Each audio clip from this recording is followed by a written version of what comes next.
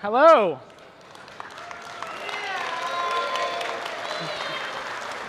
Let the meowing begin, yes. You know, I asked them to put a table on the stage, and I realized actually it might be more helpful to have a chair at this point. I could sit down, but that's all right. We'll survive. We've only got a half an hour left. How are we all doing? Yeah, it was a good time. I'm about ready for it to be over. Like, it feels like it's 2:30, so I'm good. I'm happy. Thank you for being with us. I want to thank each and every single one of you for joining us at FlightSimExpo 2025 here in Providence, Rhode Island, our 6th annual flight simulation convention, and now for the 3rd year in a row, our biggest flight simulation convention.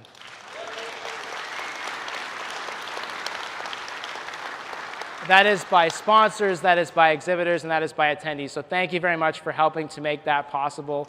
Alongside, of course, our amazing Diamond Plus and Diamond sponsors who have really helped carry this show, especially over the last couple of years. Starting off with our Diamond Plus sponsors, Navigraph, Orbix, and PMDG, and then, of course, our full range of Diamond sponsors, Prepared, On Air Company, WinWing, Field Air, AnyBuilds, X-Plane, Thrustmaster, Parallel 42, Honeycomb, Scalarchy, SimFab, and Meridian GMT. So again, not just all of our sponsors on there, of course, but some of the top ones. Really grateful to them and to all the exhibitors, and of course to each and every one of you for coming out and making this show possible. And of course, as always, a huge thank you to our amazing FlightSimExpo ground crew. All of them over there, by the way.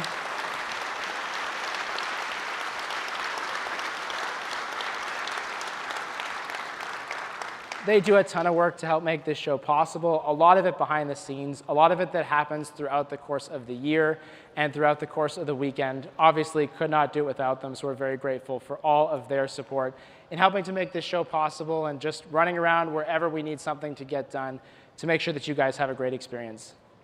Friendly reminder to all those in the room, as well as those watching on the stream. For those of you in the room, your tickets include access to our online events. If you wanted to go back and rewatch anything that happened on FS Expo Friday, anything that happened on the FS Elite stage, anything that happened here in this room in our community stage, you have access to do that at flightsimexpo.com/watch. That is available through till the end of August. And if you're watching on YouTube or if you're watching this somewhere else, don't forget, you can purchase access to all of what happened here over the course of the weekend at flightsimexpo.com/watch. Great way to help support the show if you weren't able to join us here in person.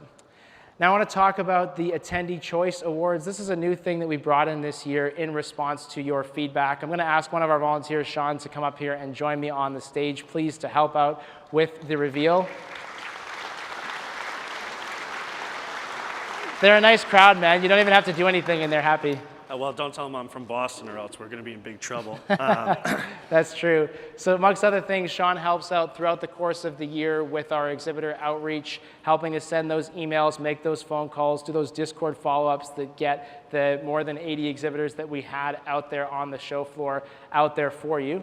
Our Attendee Choice Awards, again, new thing this year that we brought in, voting from all of you who are here at the show, just to celebrate the amazing announcements that we had on Friday and to celebrate the great exhibits that we had. So we're going to start off with our best FS Expo Friday announcement. This was live polling that was done at the end of Friday. More than 600 people voted in that about 5-minute window that we had right at the end of Friday. And Sean, if you would, please announce for us the best FS Expo Friday announcement from FlightSimExpo 2025. Sure. So the winner of the Attendee Choice Awards for Best FS Expo Friday Announcement is WinWing.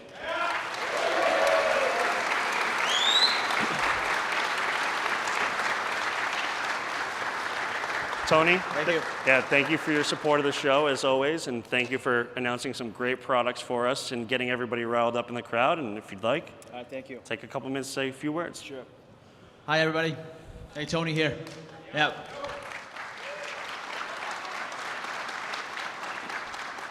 I want to say thank you, everybody. I would not be here if it wasn't because of all of you. So it's been 19 years for me in the flight simulation world, and it's really happy to be here.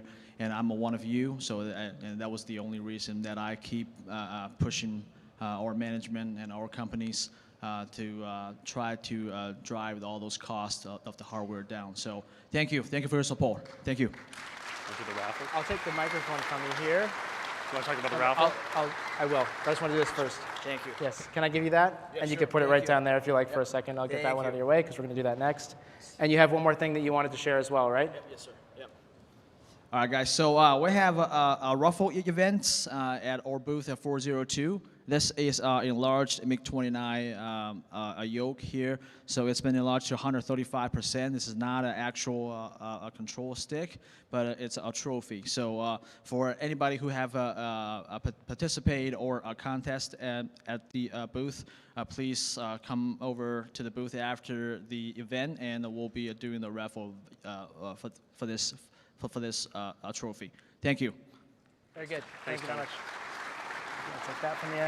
Thank you so much. Thank you. Appreciate Thanks that. for supporting the show. Yeah. Gonna have your hands full with those things. Got them both? That's for you. Yes, absolutely. Thank you very much. Yeah, we'll give one more round of applause. I think that's worth it. Absolutely. So following that, our second Attendee Choice Award is for the best exhibit booth. This was voting that took place both yesterday and today, and this was a much closer race. We had about 300 people that voted in this one, and I've got to tell you, the number of booths that were represented, like every booth has like 10 or 20 responses, which is really cool, showing just how amazing and diverse the many different exhibitors out there on the show floor were. The winner is separated only by a couple of votes, which is really, really cool. And our winner for the 2025 Best Exhibit Booth goes to... That's him. Come on up, Brandon.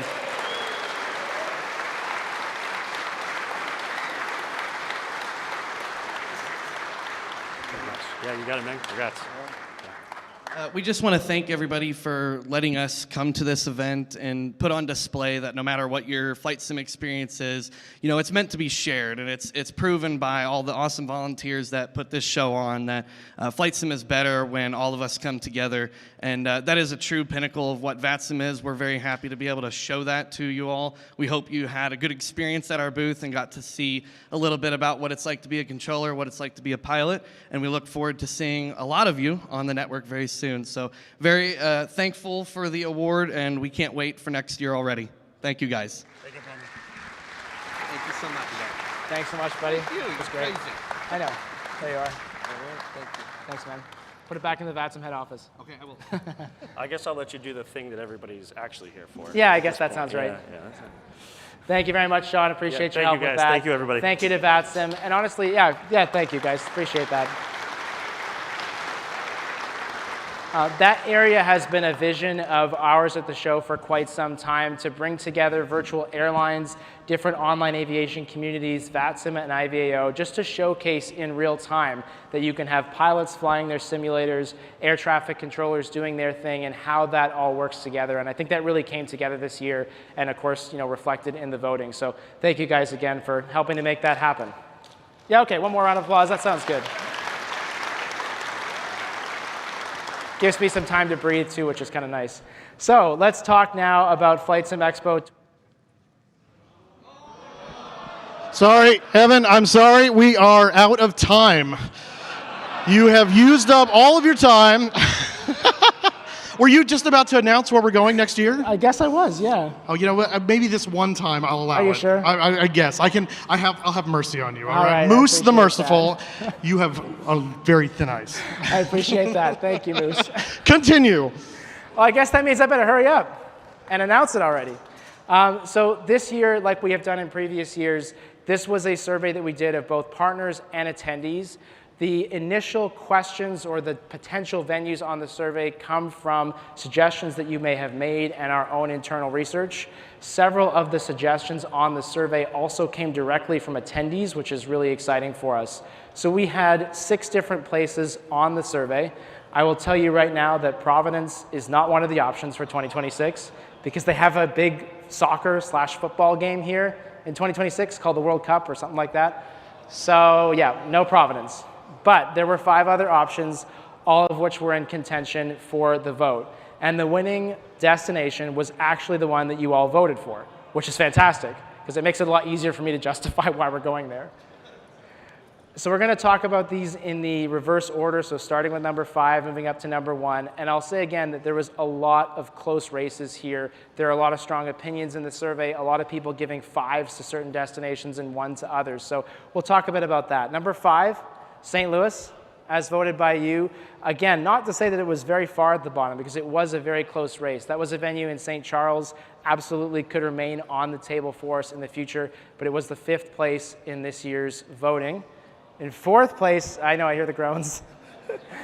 In 4th place was Raleigh, a close second for this year as well, finishing 4th place in our survey for 2026. That would have been at the Convention Center downtown. Very similar kind of style to what you would have seen at this year's event, and also some good flight connectivity. So probably a venue that you'll be seeing and a city that you'll be seeing in our surveys for years to come. 3rd place, Vegas. See, here's the thing. Vegas is very polarizing, right? So who loves Vegas? Show of hands. And who hates Vegas and never wants to go back?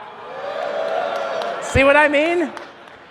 So if you look at Vegas, it has the most 5s and the most 1s in like every survey that we do. You either love it or you hate it. I'm sure we'll be back there, but not in 2026. So now I have to reveal number 2. And for those of you who've been paying attention, that might help you understand which one is number 1. This was like so close. Number 2 is Salt Lake City, Utah, which means, yell it out, yell it out. Number 1 is indeed Minneapolis, St. Paul.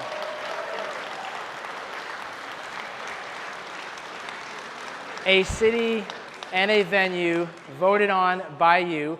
More specifically, it is the St. Paul River Center. It's about 10 minutes from the Minneapolis-St. Paul International Airport. Our dates are June 12th to 14th, 2026. It's about 2 weeks earlier than this year. Some people like it, some people hate it. I know, I have to deal with it all.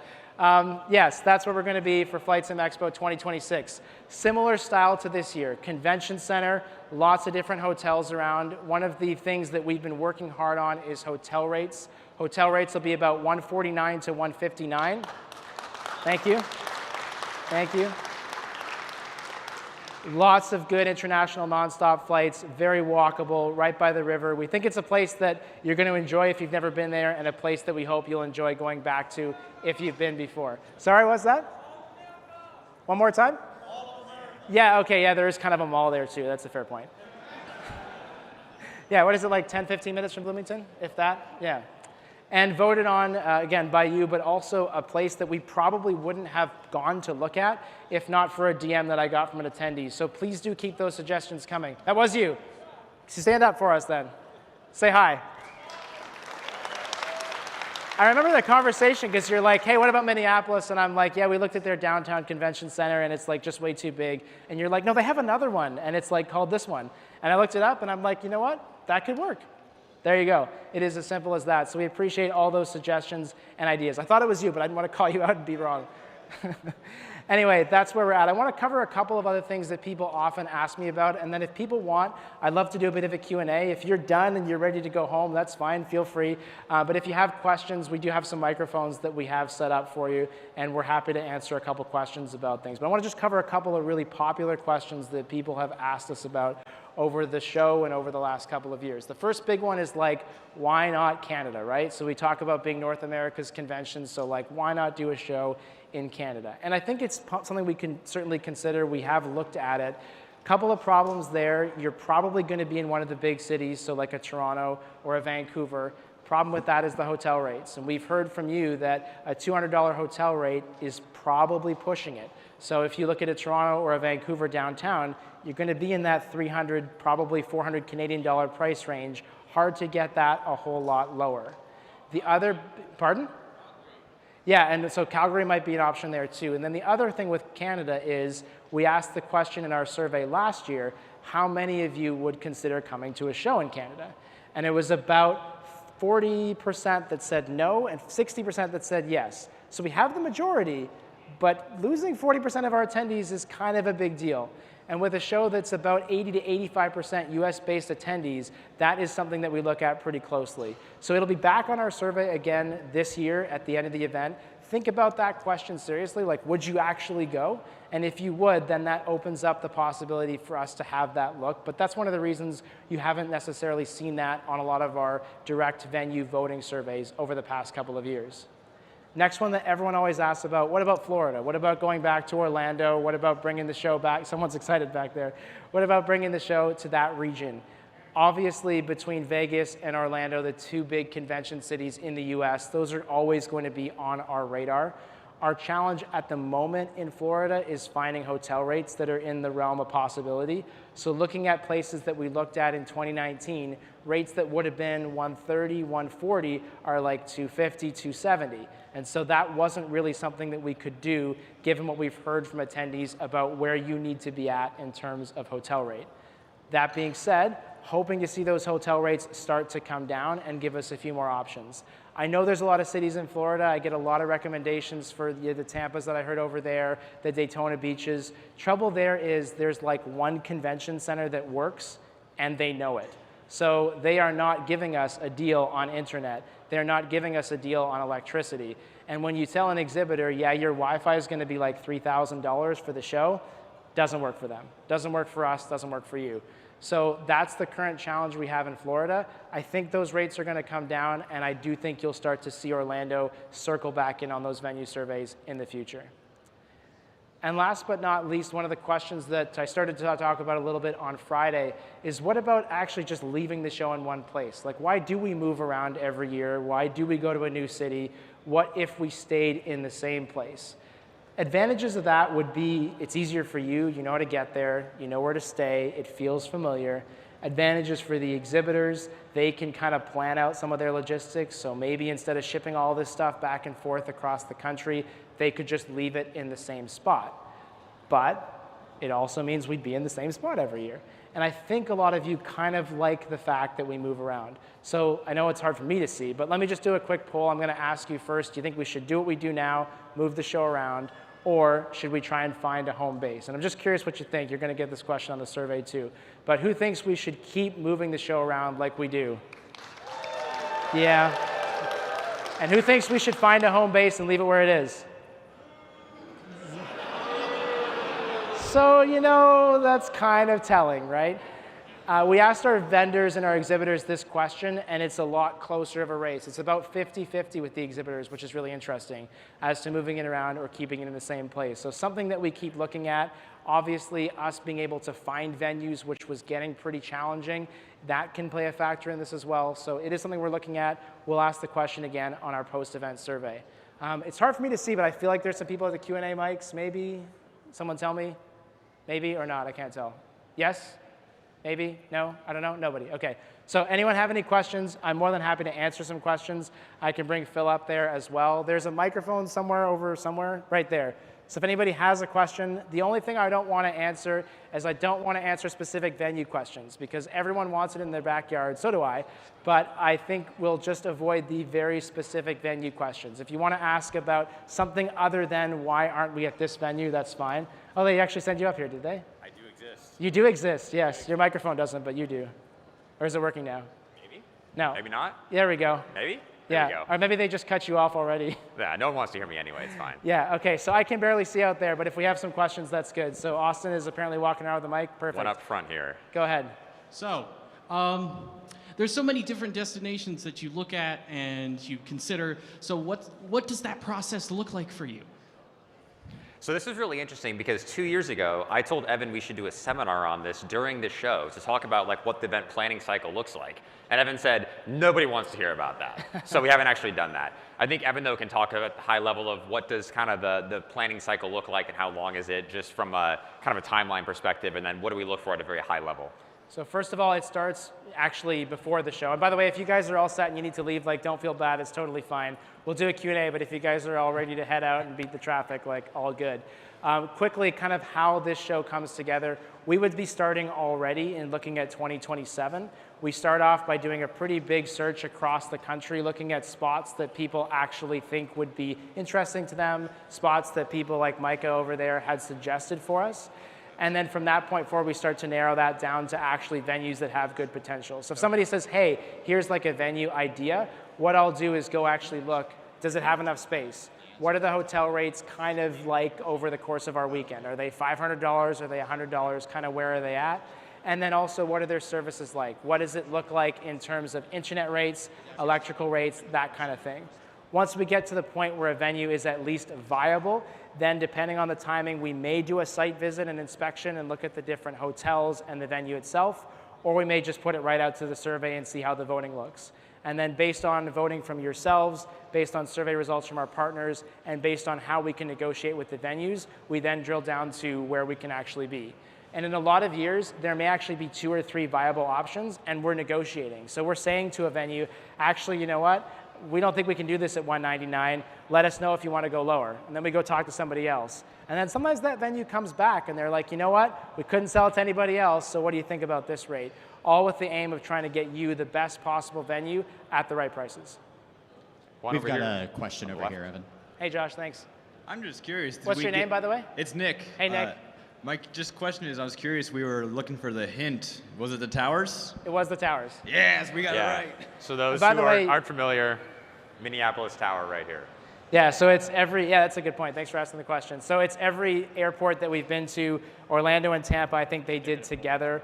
And then I don't even remember the rest of them. But we got Boston, obviously, and Providence together for us. I think Houston is in there, and Minneapolis Tower. And this is a company called Tarmac Designs, by the way, that creates these 3D printed towers. And he wanted to be at the show.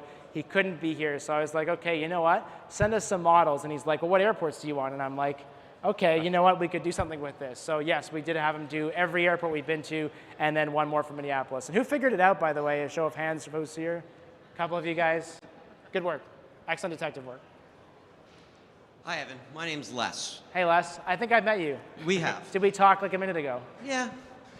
It's not a question. I would like to thank you guys for everything you've done. These have been the most phenomenal shows, and it's because of you guys that we as a community get to come out. So thank you. Thank you, Les. I appreciate that. Thank you for coming.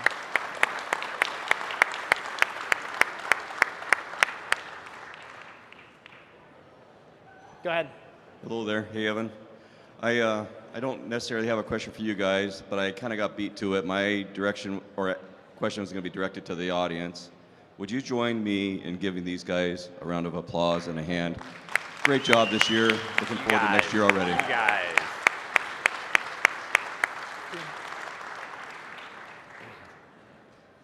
So if you guys don't want to do a seminar on the selection process at the event, would you be willing to do one on Discord?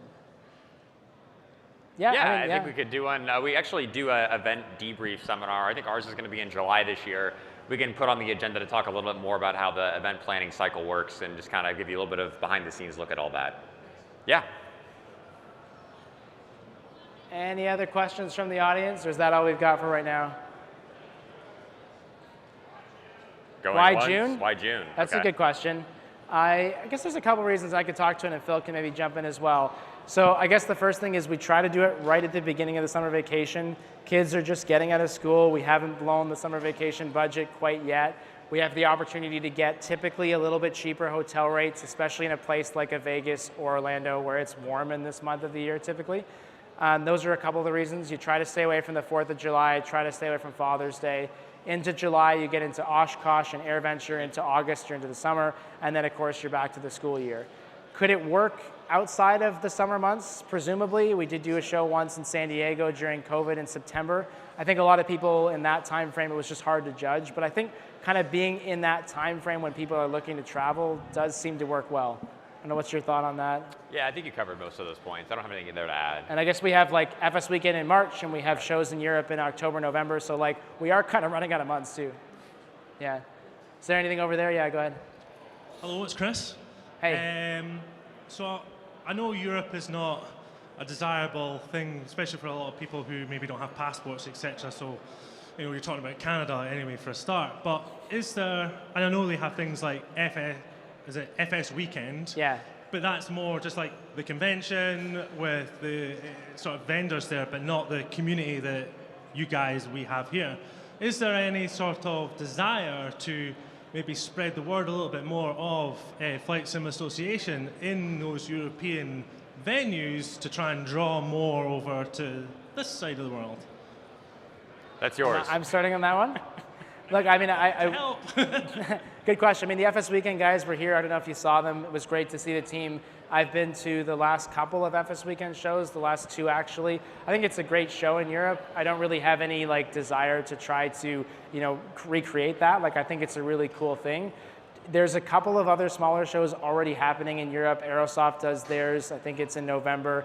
We had one that the Flight Sim Web Shop also did, was more of like a launch event for 2024. So like, is there room for another 1 or 2 more meetup kind of shows? Probably there is. I could see something like that. But it's not really something we're like actively looking at the moment. I think we're really happy to have FlightSimExpo here to try and bring as much of the community to one place as we can. I would be worrying about like splitting it too much if we said like, let's do a FlightSimExpo in Europe. That's what I'm at. You want to talk about that? No, I think that's the right way to say it. We think that Flight Sim Weekend and the other shows are excellent, and there's no reason to try and split that audience or try and segment it more. I think it was more, rather than splitting the expo, it's more the Flight Sim Association itself. Like to do a Flight Sim Association meetup? Yeah, it's more to, you know, almost, because you don't have like North America stamped on the brand, right? Yeah. So if it's maybe trying to spread that word a little bit more out towards that way, I mean, I think we all know, especially in Europe, that this exists, but I think it's probably more in the US that we know Flight Sim Association is a thing. And in Europe, they don't have that community. Again, it's more fragmented out there. And I'm wondering if there's maybe a thing where even at things like FS Weekend, could you have a Flight Sim Association stall to say, well, this is what America has, and this is another type of community, but not necessarily FS Expo out there. Understood. Yeah, I think definitely anything that gets the community together, we're definitely supportive of. One of the things that we did at Flight Sim Association this past year, if you haven't seen it, is we actually put out a Google Maps page that basically has a list of all the clubs and associations that we're aware of. And one of the hotspots is actually in the UK.